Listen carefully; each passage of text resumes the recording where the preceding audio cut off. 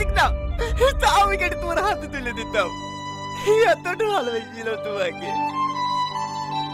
সালমা কি টনিকে ভালোবাসতো? আর যদি ভালোবাসতো তবে কেন টনিকে সে বিয়ে করেনি? নাকি সালমা টনিকে কোনোদিন ভালোই বাসেনি? আর যদি ভালোবাসেনি তাহলে সে কাঁদছে কেন? তো হ্যালো বন্ধুরা, আপনারা কি পাগল প্রেমী পার্ট 2 দেখতে চান? যদি দেখতে চান তাহলে ভিডিওটিতে একটি লাইক করে দিবেন, আর চ্যানেলে নতুন হলে চ্যানেলটিকে সাবস্ক্রাইব করতে ভুলবেন না। তো কথা না বাড়িয়ে চলো ভিডিওটিকে শুরু করি। তো প্রথম পর্বে আমরা দেখেছিলাম যে সালমার ভাবি টনিকে ধনেপাতা আনার জন্য বলে, এতে সালমা নিষেধ করে।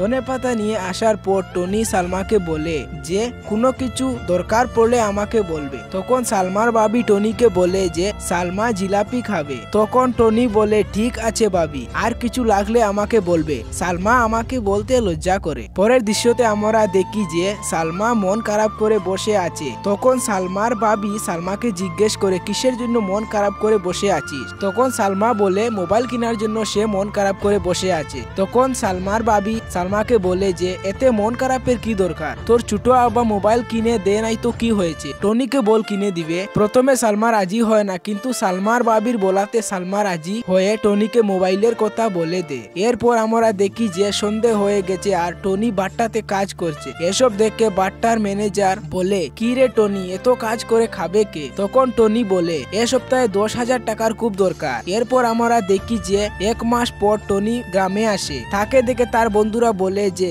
কিরে টনি, 1 মাস ধরে তোর দেখা নাই, কোথায় ছিলি? তখন টনি বলে নানির বাড়ি গিয়েছিলাম বেড়াইতে। এরপর তার বন্ধু জিজ্ঞেস করে তোর হাতে ওটা কি? তখন টনি বলে এটা পুতুল, মেলা থেকে সালমার জন্য এনেছি। তখন তার বন্ধু বলে সালমার তো বিয়ে হয়ে গেছে। কিন্তু টনি তার বন্ধুর কথা বিশ্বাস করে না। তখন টনি সালমার ভাবিকে বলে ভাবি সত্যি কি সালমার বিয়ে হয়ে গেছে? তখন সালমার ভাবি বলে হ্যাঁ সালমার বিয়ে হয়ে গেছে। এরপর দেখে সত্যি সত্যি সালমার বিয়ে হয়ে গেছে। তো বন্ধুরা, আপনাদের কি মনে হয় সালমা কি কাজটা ঠিক করেছে? কমেন্টে জানাতে ভুলবেন না। আর ভিডিওটি ভালো লাগলে ভিডিওটিতে একটি লাইক করে দিবেন। দেখা হচ্ছে পরবর্তী কোনো ভিডিওতে। ততক্ষণ ভালো থাকবেন, সুস্থ থাকবেন।